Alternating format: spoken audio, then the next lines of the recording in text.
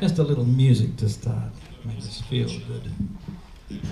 So, we can talk about anything from technique to concepts of how to play instruments, to concepts of jazz itself, to even bigger, just to music, anything you like. So give me a direction. What would you like to talk about? Does anyone have a... Yes? So please, when you play trombone, do you think... I can relay. He's saying when I play trombone... do you think as a trumpeter? Do I think as a trumpeter? Yeah, No. I mean, no? No, tell me more if you want. I mean, finger position and slide position. Finger position and slide position, no. So your close position is F and B flat. Yes. My closed position is F and B flat. Thank you. The open on the trumpet is G and C. Yeah, okay. But all of these things, if you had to think about them, it's too much for me. I don't know about you. I can't think about much at once. When I'm playing, I mean, just now I'm playing the piano, which is in one key, and the trumpet is in another key. So was I just playing the blues in F or the blues in G?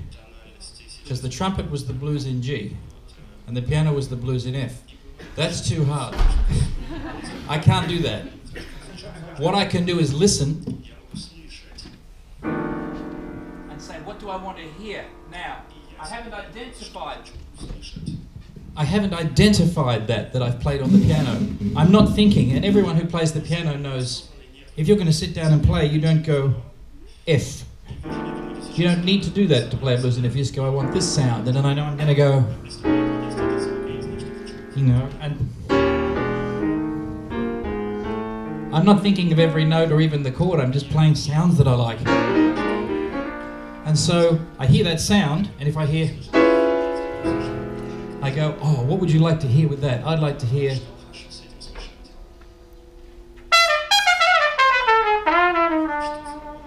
What notes was that? I mean, I could tell you, but it's not what you're thinking at the time, you're just singing. So when I hear that sound, and I hear this sound, I play that sound. If I had to think, that's a B diminished chord, but I must play over a C sharp diminished on the trumpet. It's too hard. So when I'm playing the trombone or the trumpet, I'm not thinking how they relate to each other, because I'm not even thinking about what the note is on the trumpet or the trombone. You all have this experience. Now, if you don't have that experience on your instrument yet, this is what you are working towards. You have it when you speak. If I wanted to invite you to the concert this evening, I have this idea. Will you come to the concert? Would you like to come to the concert? Maybe because I'm thinking you might not want to, that I will encourage you and say, would you like to come to the concert? There'll be some great music. It's going to be fun. Come. So as I walk towards you, I have this feeling. I want you to come, and I'm going to encourage you. That's it. Who here, and I think it's nobody, who walks up to someone to invite them to a concert and thinks, now, what words will I use? You don't walk towards a person with the idea, please come to the concert, and go, I think I'll start with, hey, there's a... No, I won't start with, hey, there's a concert. I'll start, the concert tonight. No, maybe I'll say, what do you do? You don't do that. You just walk up and go, do you want to come to the concert tonight? It's going to be really good. No, really, there's some fantastic musicians, the music. I can get you a ticket. You just say what comes into your mind. You don't think the words. You use them all. And if someone said to you, well, how are you saying those words? Because you have to put your tongue in the right place and say the right things, otherwise it sounds like that. You must be organizing this. And you go, I'm not even thinking what the words are, let alone how to say them. I'm just thinking the idea. The feeling is, come to the concert. That's it. And the words you need just come out. Why? Because you have been speaking all your life. You do it every day, you do it all the time. Communication is the most fundamental thing we do all the time. So when you have spent enough time with this or that or this, it starts to become fundamental. You just go, what do I want to say? And that's what comes out. And if someone says, what are you thinking? You go, I'm thinking what I want to say. not how to say it. And so, if as a musician you don't do that yet, then I can say to you, I encourage you, that is where you want to be. That is what to move towards. To do that, what do? Look at how you learn to speak. Okay, when you were in school, they're teaching you grammar, you're learning things, but before that, when you were very, very small and you speak the first words, can you imagine going up to a baby, you think it's time they learn to speak, and you said, okay, today we start with verbs. We're going to do nouns, I'm going to teach you to conjugate verbs. We'll start with Russian, but then we're going to learn English, we're going to learn French. I mean, the baby's looking at you like you have a nice face. I mean, what do you start with? I mean, I'm not sure in Russian, but in English you start with mama. That's it. And how do you teach them? Do you say, I'm now going to tell you the word for mother? It's the baby version, it's just mama, and you do it by putting your lips together and go ma, and then open. I mean, you just go mama. And after a while, they say dada. My boys did. But what I'm getting at is, you don't teach them how, you just show them what it is you want them to do. And they do it, we all did it. And then as you get older, you learn more words. When you get a child who's 3, they haven't been to school yet, not in Australia anyway, and yet they form sentences, they talk. If you say to a 3-year-old, how was your trip to the zoo yesterday? They go, oh, we saw the giraffe, we saw the elephant. It was great, the monkeys were eating Peter. They go on and they use verbs, nouns, adjectives, all correctly, mostly. And they don't even know what a noun is yet, but they use it. So they learn it by hearing and then working out what they want to say. Same with the music. Now you can go, at some stage, if you wish to be a great author, a great speaker, you must learn the correct grammar, you must study. And it's the same with music. But to start with, what do you want to hear? How will it sound? Make that sound. Then there's a time for learning about the theory behind that and why it works. And I have a thing that's written on the wall in my studio. It says, hear it, play it, then find out why it works. Too often I think in music we start with, find out why it's going to work, then play it, and then one day you might actually hear it. And so often we see people playing and they're doing things they've learned, and you say, can you hear that? Are you playing that because it's what you want to hear? And sometimes that takes many years.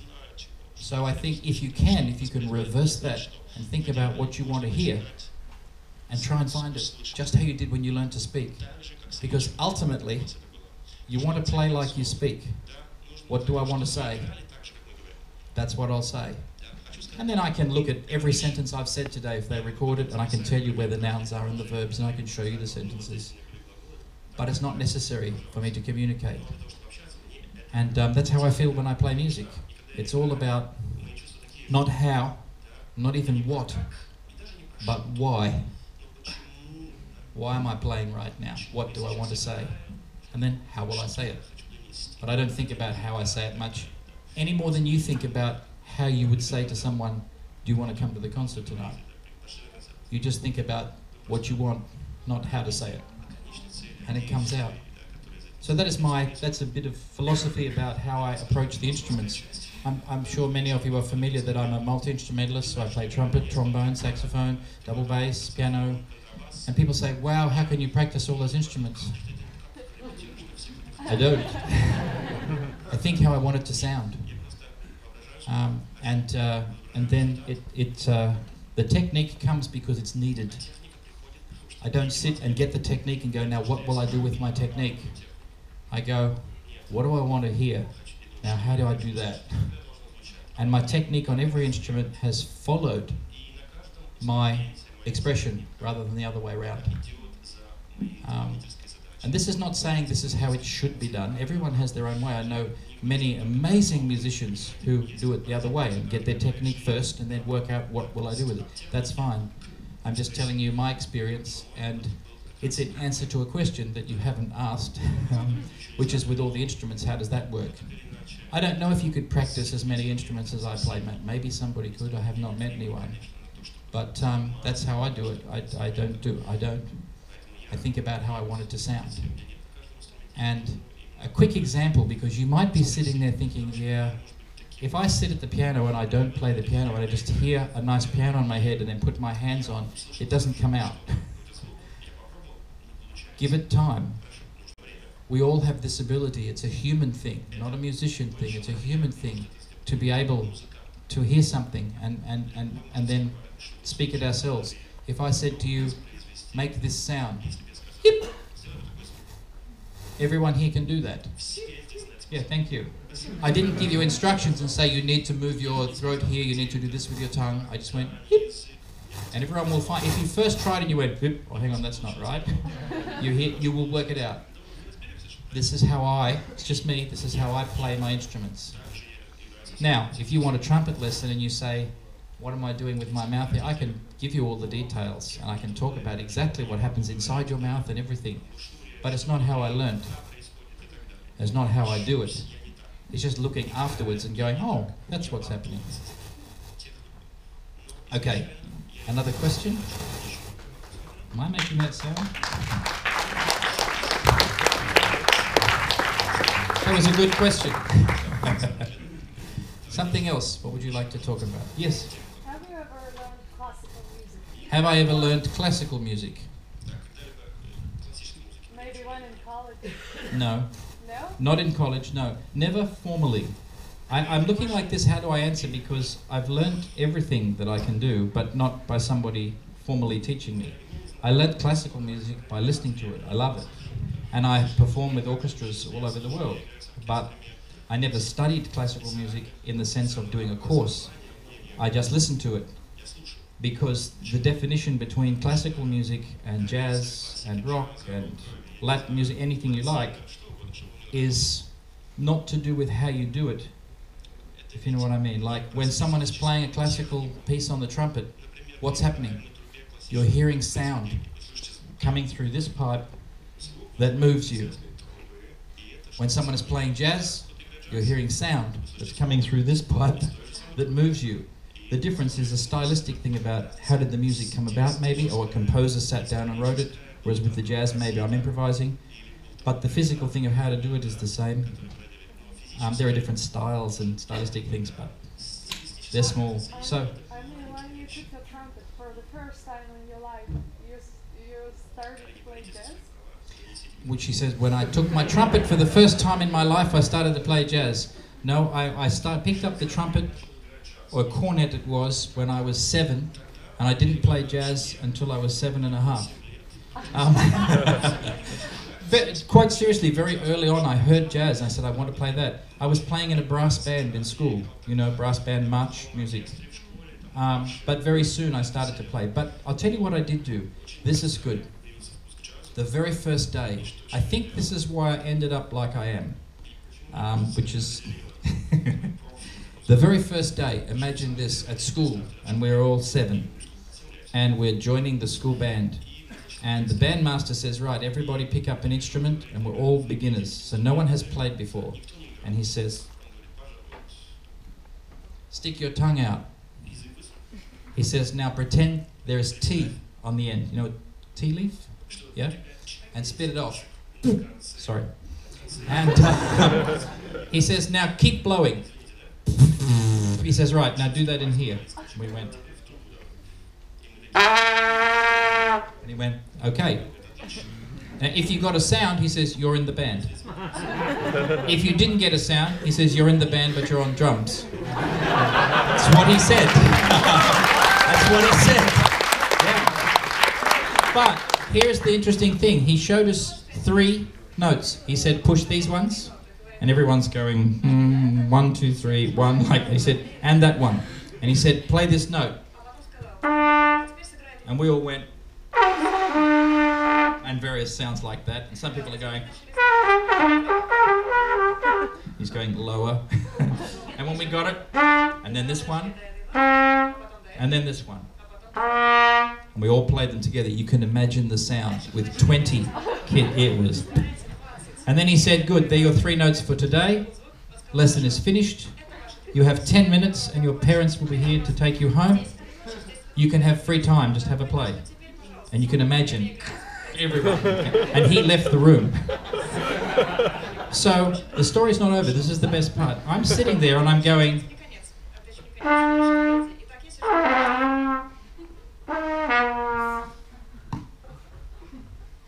that's a song. I know that song.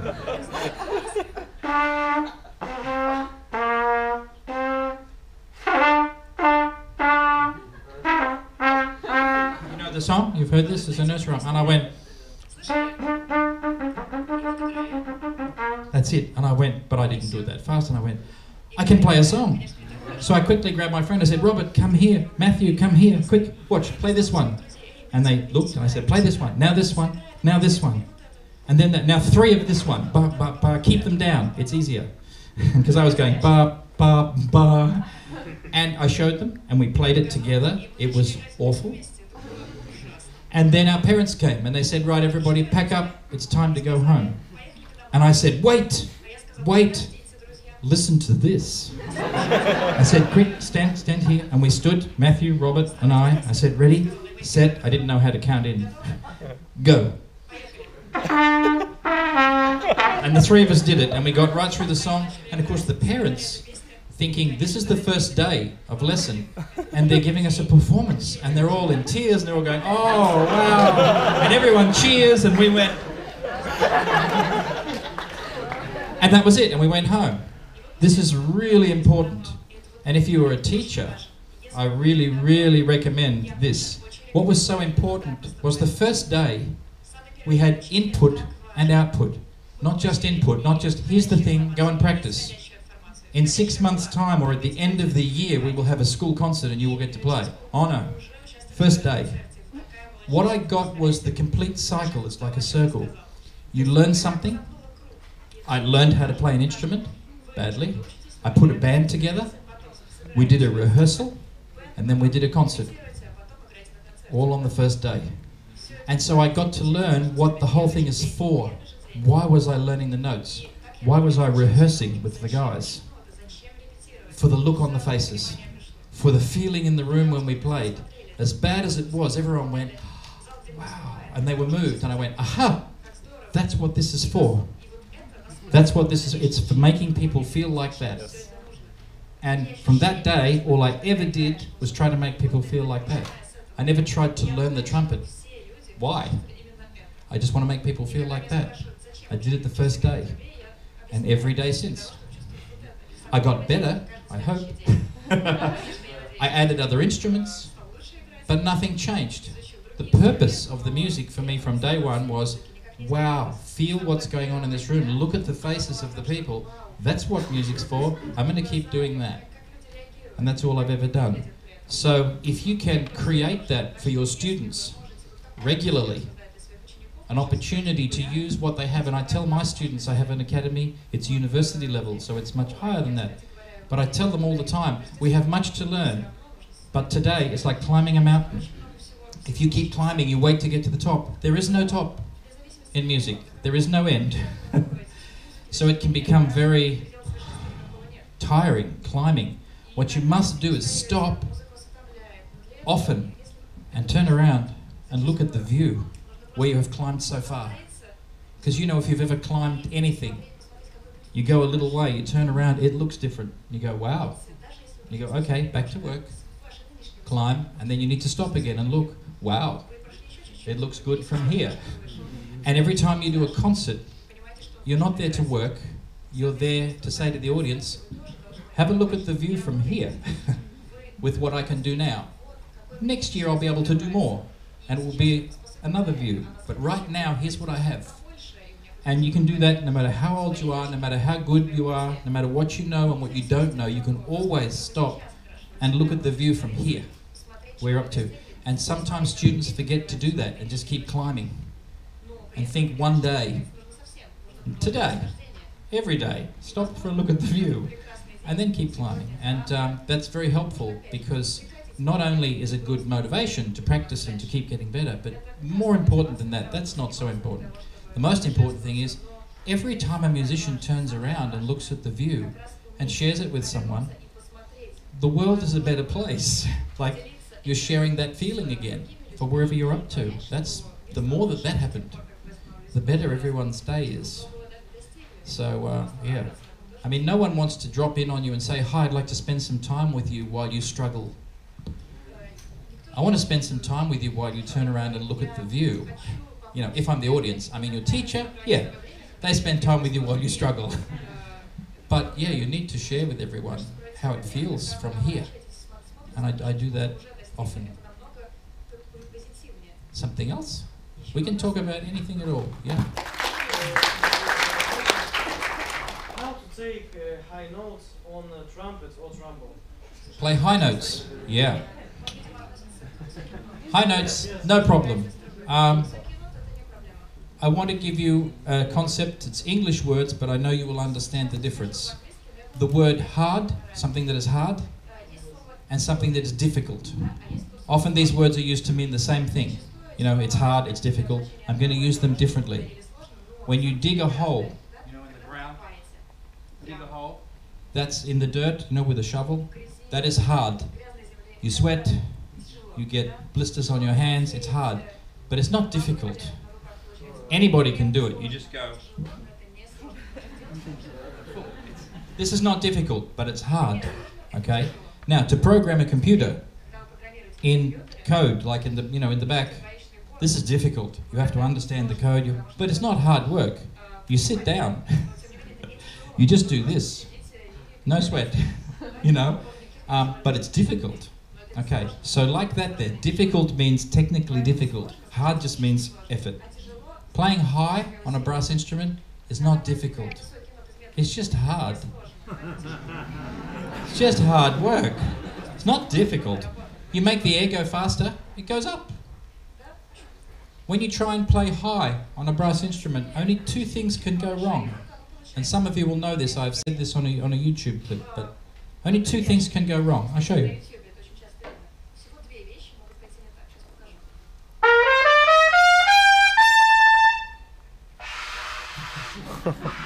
Ever done that? All that's going wrong is you're pulling back. Okay?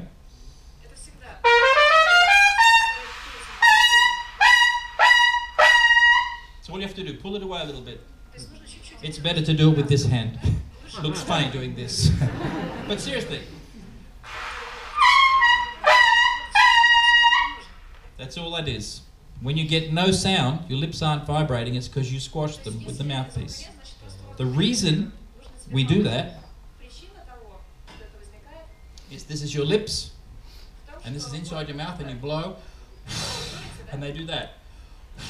And they vibrate in the air. They vibrate in the air, right? We don't buzz our lips. You don't go, right? You just hold them still, and you blow. Okay, and the air moves them, all right? So the air's moving them. When you blow harder, they want to go and open. They let more air through. When you do that, it gets louder. Fine. But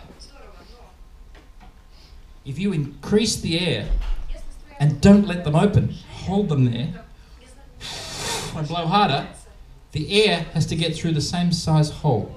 More air. So it goes faster. So I don't move my lips to go higher, I just hold them where they were. And increase the air, it goes up.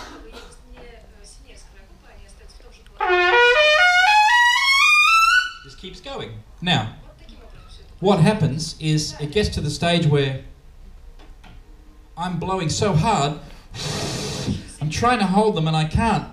My muscles are tired. So what do? I go, well, hang on, I got a trumpet, I can hold them back with that. And so this muscle is much stronger than these. So I hold it with that. This is a bad idea. Because if you push a little bit too hard, it stops. But if you get it just right,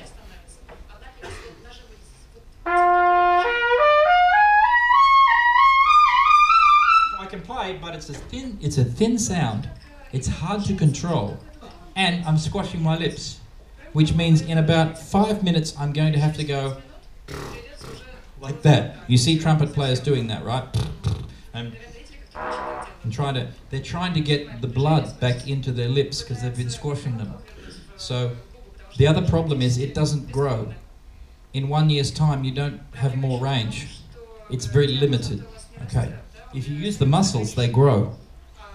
And so I said there are two things can go wrong. One is this.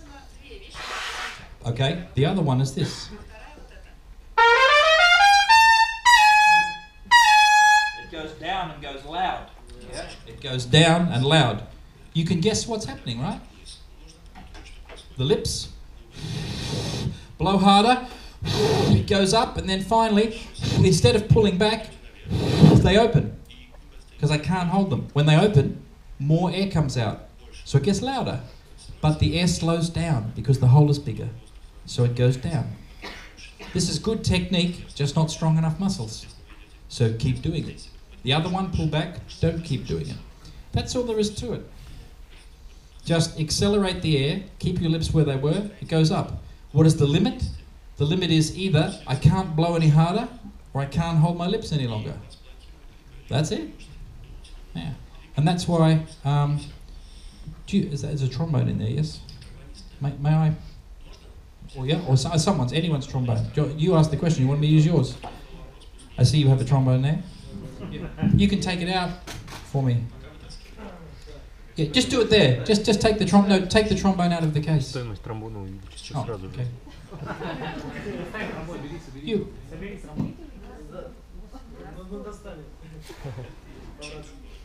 Okay, while he gets it out. Yeah, the whole playing high thing is pretty simple. It's just hard work. You have to use a lot of energy, a lot of air. I always remind people, this is just a brass pipe. There are no batteries. It doesn't plug in. So all of the energy you hear.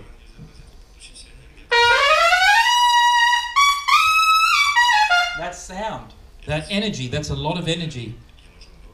There's no chord. It's not coming from must be coming from you. So it's a lot of energy needed to make the instrument do that. That's fine, thank you. Thank you.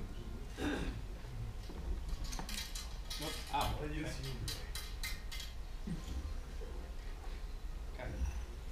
So it's exactly the same on the trombone. There is no difference.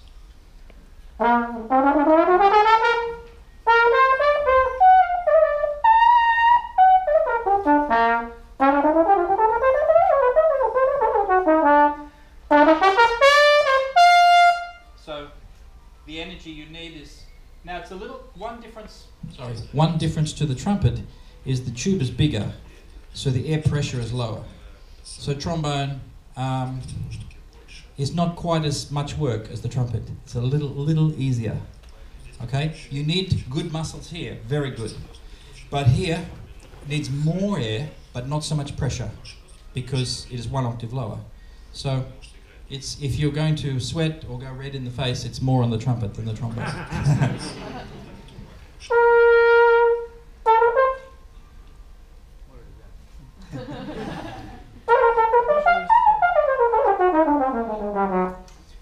The other thing about playing a brass instrument, I just want to say, is you must hear what you want to play before you play it. So I'm just getting to know your trombone now. I think I've found where it's at. Like it's very different to mine. But I must hear first what I want it to sound like. I mean, we all know that, but I mean, I want to urge you to hear better. If you want to play...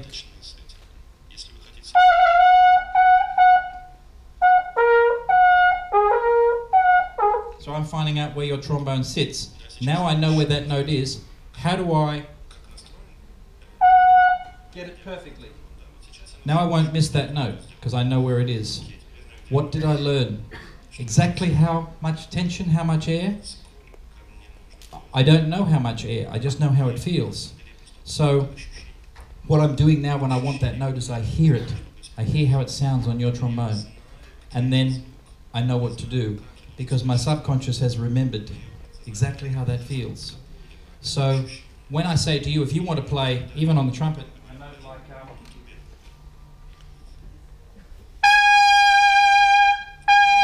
that's not particularly high or particularly hard, but if you don't hear that, you could easily get of those notes on the same thing. So how do you not get... How do you get... We use our ears, yeah? When you do that, and this is a question I want someone to answer. When you hear the pitch, what instrument is it in your head? Most people never ask that question. Usually they go, well, I guess it's my voice, or it's not an instrument, it's just the pitch. Yeah, it needs to be the instrument you're playing. Not just a trumpet, your trumpet. If you hear your trumpet in your head when you play, have a look what happens. You don't miss notes anymore. Right, if you hear your instrument, how it sounds in this room, I mean really accurate, more accurate the better, the volume you're going to play. When I say to someone, play me an A, wait a minute, what are you hearing in your head? They say, an A. I say, how loud? They go, what? Are you hearing a particular volume? How loud is it going to be? Or will it be a surprise? I mean, to you, you're the player. You should hear in your head exactly how loud it's going to be, the tone, how it will ring in this room, and the pitch, and it should all be on your instrument. Then when you play, that's what comes out. But if you vaguely, you know vaguely, right, in your mind hear, oh, I hear an A, kind of. Guess what comes out? An A, kind of. And so you can go and miss it. Right? And miss it sometimes. Sometimes you get it, sometimes you miss. If you want to get it every time, you must hear your instrument. So that's an important thing too. Something else? Over there. Yes, yes. How is it possible to get into the orchestra? How is it possible to get into the orchestra? Oh, into my orchestra? Play really good.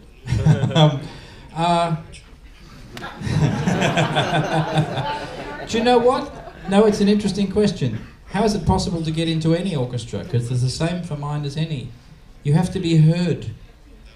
You know, my advice often to young musicians particularly is play everywhere you can, take every opportunity and be heard, because performing first, of course, is great experience, but you never know who's listening and who will talk about it. And when I say, if I said to some people here, yeah, it's I'm going to go to a jam session tonight, and they were talking about you, what do you play? What instrument? Trumpet. And they said to me, you've got to hear this trumpeter. What is your name? Ilya. They say you have to hear Ilya play the trumpet. Oh, whew. I would go, okay, I got to hear this guy. You know what I mean? Why would they be talking about you? Because you're playing a lot, because they hear you, because it's good. But if you just practice in your room at home, nobody knows. So get out there and take opportunities to play. Some of the best opportunities I got in my career came when I didn't expect it. I mean, if Herbie Hancock says, I want to hear you play, you think, yeah, this is important. But what about when my local school, when I had left, we have what we call primary school. It's the young school, and then you go to high school. I'm in high school, so the primary school is like, you know, they're little. They had their band playing for a local thing in the town, and they said, would you please come back to the school and play with the band? This doesn't sound very important, right?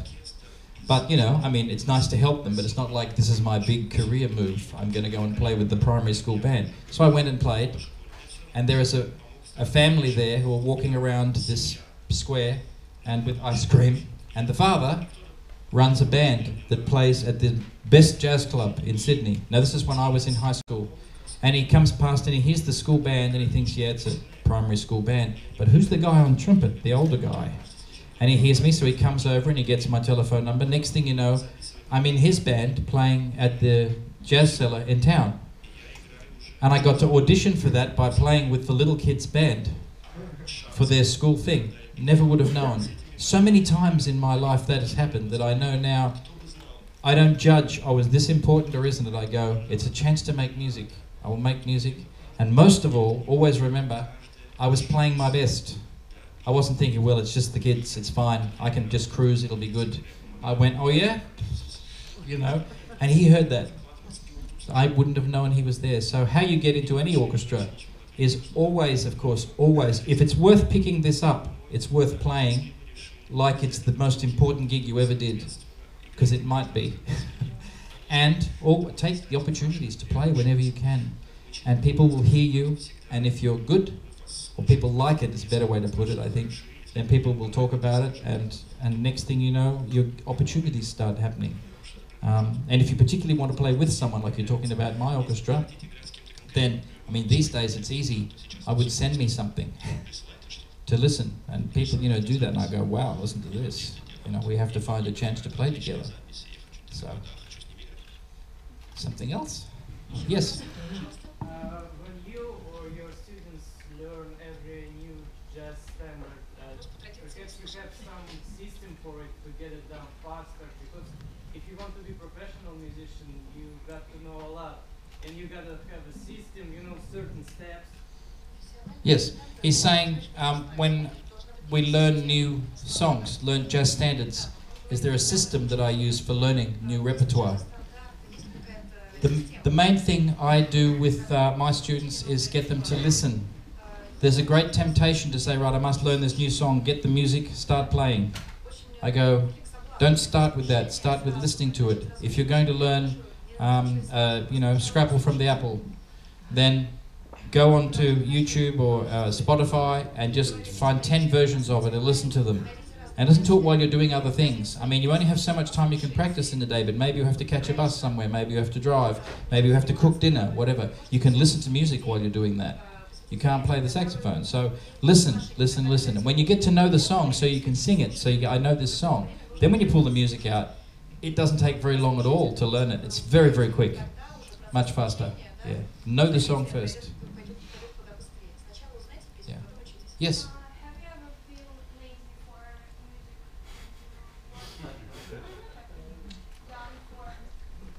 Have I ever felt lazy? Yeah, for music? All the time. Do you mean like, did I get tired of it, like I don't like it, or? No, when you try it, maybe you understand that you need to do it, and you said, oh my god, I can't do it, but I need to. I understand. Yeah. And what have you done for overcome? Yeah. You need to get excited. You know, if you're just working, I don't like work. Yeah, I never like work. I avoid work. I'm quite a lazy person, and I think that's true to describe someone as lazy if they don't like doing work. What is work? You know, there is somebody today who is going fishing because they have a day off work. You know what I mean? There's no work today, their job, they don't have to go, and they go, great, I can go fishing today. And they go fishing. There is another person who is a fisherman, who's at work. So is fishing work or not? And it just depends on whether you want to do it. If you want to go fishing, it's not work. If you have to go fishing, and you want to do something else, it's work. So I don't do work much. It means I don't play unless I want to. So if I find, yeah, but I need to, it's been 1 week and I don't want to play. If I keep doing this, I will lose my muscles, and then I look at why don't I want to? Rather than try and make myself do it, I go, I never want to make myself do anything. So I go, no, have a look at why don't I want to? It's music. And maybe I find, oh, that's because I've been in the practice room for 3 weeks and not played to anybody or sung to anybody. I haven't been with other musicians, feeling the music. I've just been in a room on my own. That's the problem. Not that you're lazy, not that you know, it's that you don't have the chance to express yourself. If you get with other people and make music and have that reaction between you, and also other people get to listen to it, if you're doing that, you remain excited and you go home and go, right, I'm going to work out how to do this so I can do that tomorrow. You don't have a problem. I guess if you do get a chance to make music with people a lot and to make music for people and you still don't feel like doing it, then maybe you're not a musician. But I reckon you are a musician, yeah. So I think it's just if you spend too long on your own working and not enough time, you know, actually doing it. If I'm practicing a scale, who would like to hear some scales? Like, nobody, no hands went up, right? So that includes you. You want to hear scales, but you maybe need to do them. So how long will you do scales for? And you say, oh, 1 hour. Okay, on Monday, on Tuesday, on Wednesday, on Thursday. When will you make some music? Like actually make people feel different. And you say, oh, I do that on Friday night. For how long? 1 hour. So you're going to do 5 hours not making music and 1 hour making music. This is a bad ratio. I'd swap it around. I'd do 1 hour getting ready and 5 hours making music, but I'd at least make them even. So if you're going to spend half an hour doing scales, you need to find somewhere that you could spend half an hour making music with somebody, even if it's just your friend, and say, let's play some tunes together. You don't need a big audience, one person is enough. But you can feel something then from the music. I make sure I do as much making music as I would getting ready to make music, because playing scales is getting ready. And it's not that it's bad, it's just that if you do it a lot, then you get lazy for music, as you said. You're not lazy for music, you're lazy for practice. Yeah. I don't think anyone ever gets lazy for music. And the other thing is, I don't think you should practice too much. And that usually, doesn't, people go, what? I'll say it again. I don't think you should practice too much. I do as little practice as I can. Because repetition, I'll be careful saying this, repetition is the mother of skill. What you do many times is what you become skilled at. That's why we practice, right? I do it many times, I get skilled. So think about this. If you practice a lot, what will you become good at? Practicing. If you practice a lot, you become really good at practicing. If you perform a lot, you become good at performing. There are a lot more careers performing than practicing. People don't want to hear you practice. So you might go, yes, but to be able to perform, I have to practice. I don't think so. I think you have to play. Who has done this? You're sitting in your practice room. You're sitting in your practice room. You have some music in front of you. And you're practicing. And you're going...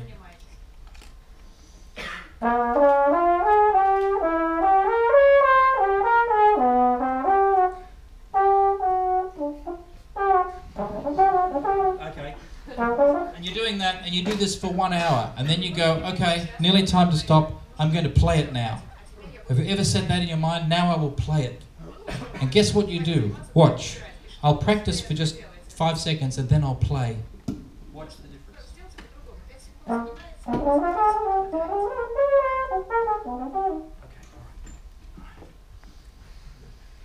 You see the difference?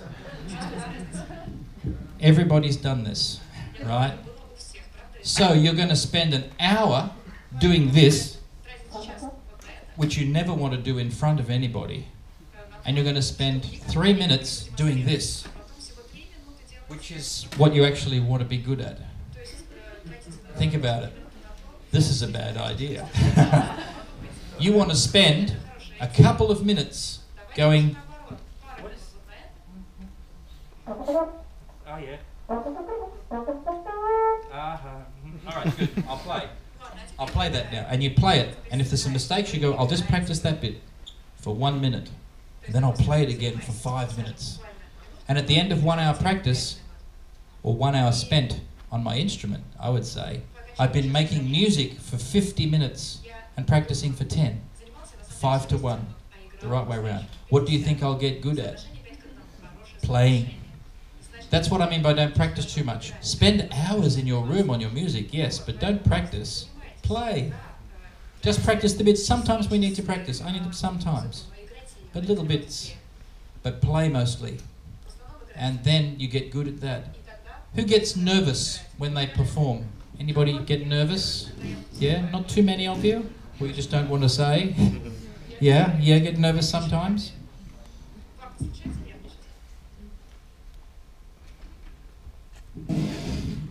One of the reasons we get nervous is doing something that either we're unsure of or more often that we're not used to. Okay? If I said to you, I want you to play a bassoon concerto this evening, you might be nervous. I would, I can't play bassoon.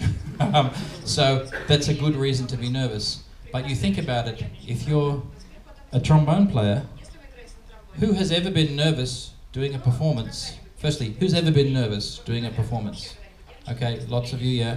Who has ever been nervous doing a performance when you could actually play it? Like in the practice room you have played it, in the rehearsal you have played it, so you can do it. Yeah, it would almost be the same, right? So, why be nervous?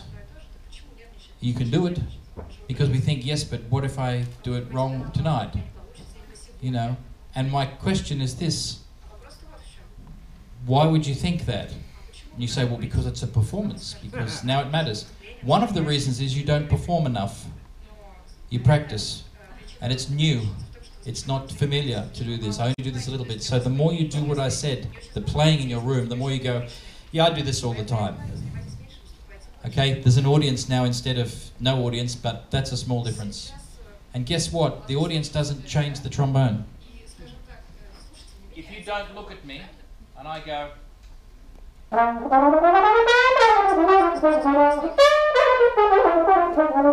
and then you do look at me,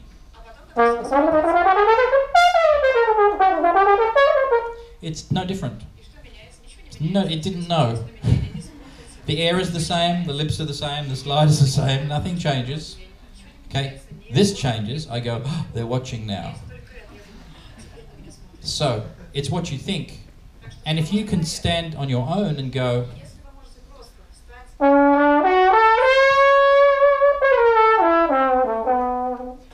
then you can do it in front of people, just the same. Okay, unless you start asking yourself bad questions. And we do this. Before the performance starts, you're saying, why do I always miss that note? This is a really bad question. Because why do I always miss this note? Guess what the answer is? You always miss this note because, and then something, who cares? You always miss the note. If you ask a question, how could I get that note tonight? The answer is, you could get the note tonight by, and then do more practice, get a better trombone, get a better teacher, move to another city, I don't know, change your hair color. It doesn't matter. You could get the note. All those things, the reason I say they don't matter is they're just your beliefs. They may not be true. It doesn't matter. If you ask the question, why will I get the note tonight? Guess what your subconscious answers? You will get the note tonight because, and then whatever you believe, why you would get the note tonight. But the important thing is you will now get the note. So you have to be a little bit aware, where before you perform, you will notice that you're asking yourself questions. There's stuff going on in your head. You need to listen. And if you hear bad questions, go, no, I'm not asking that. The question I ask is not, why will I get the note tonight? I got a better question than that. Why will tonight be the best I've ever played? Ever. There's a good question. And your mind goes, because... you just get excited, you don't get nervous. One of the really good reasons tonight will be the best you've ever played is experience. We all know experience, right, is something, when someone is very good at something, we often say they're very experienced. Can anyone tell me, when have you had more experience than you've got today? Never. Always today is the most experienced you've ever been. So that's a good reason why every time you play will be the best you've ever played. Works for me. Just get that feeling going. And I think about the next performance I'm going to do, and I just get like, I want to play. Thinking like that, rather than getting any nerves. We've got a little bit more time left. Any more? Yeah?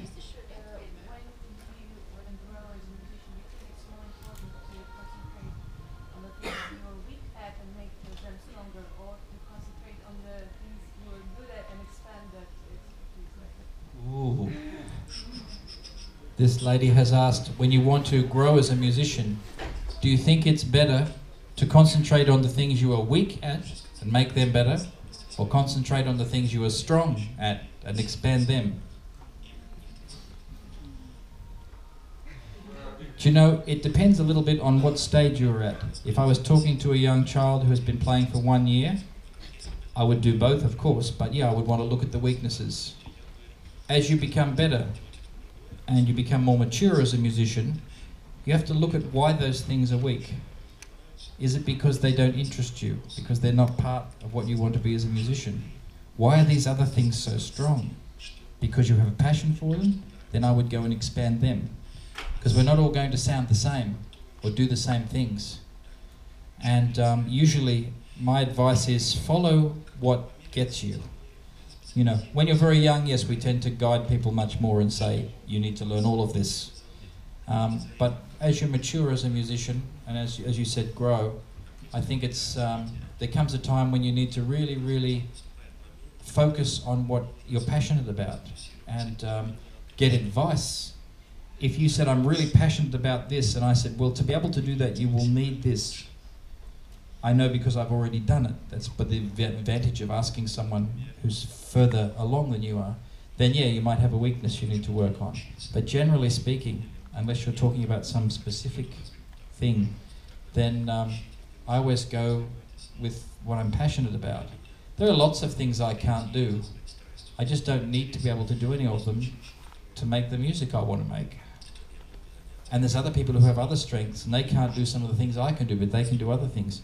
And that's why music's so great. It's individual and everyone has their things they are passionate about. And that's all I want out of any musician or any music I listen to. I have music that I like more than others, but that's taste. But what I really want is to hear passion, to hear someone really expressing themselves. And if I had a choice between hearing someone who's got some technique that needs work, and they don't really know the song well enough, but they're just loving it, and someone who is expert, but is looking at their watch and going, this will be finished in time for lunch, I think, I would rather hear the first one. I have more chance of being moved by that. I don't think music is about, we can use technique, but it's not about technique, of course. It's not about it being right. It's about whether it gets you. I told some young musicians yesterday this. You know, probably the most famous sculpture I've ever heard of was the sculpture that Michelangelo did of David, called it, right? Now, do you think anybody who's ever been to see that walked up and looked at it and said, wow, what hammer did he use? You know, to do the sculpture. That just doesn't come into your head. He needed one. Without a hammer, there's no sculpture. And he needed to be really skilled with it. But no one looks at it and goes, I wonder what hammer, what chisel was it? Do you think the hammer was 5 pounds or 7? You look at the sculpture, not the hammer that made it. I feel like that about music. Yes, you must have a hammer and you must know how to use it. But no one's interested in the hammer. They want to see what you make with it. And that's what I always focus on. What do you need to make that? Never mind about the hammer. So, we just have a few minutes left. Yeah.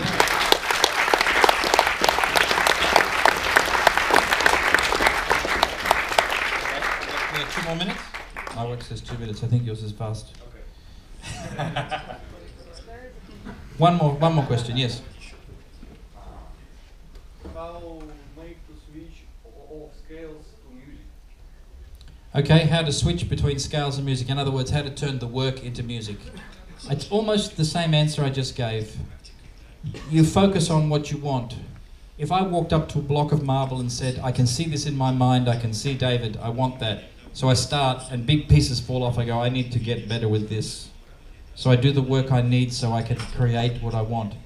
But you understand that doesn't come from sitting in a room with the hammer, just getting skill. It comes from what do I need because I want to make this sculpture. So with your music, how do I want to sound? What feeling do I want to make? And if you focus on that, put your energy on that, it will lead your scales, your technique, your whatever, into being useful because you know what it's for.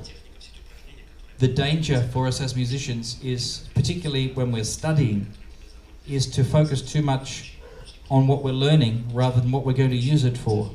And I tell my students all the time, every day we need to remind ourselves, what is this for? What are you trying to do with it? It's just a tool. A scale is a tool. Technique is a tool. This is a tool. It's not music. And I keep focusing on the music and what I want to do. And a great way to do that is to keep listening too. If the best music you heard this week was you, this is a problem. Okay? No matter how good you are, you need to keep listening to other things and get inspired. All right, thank you very much. It's been great to talk to you.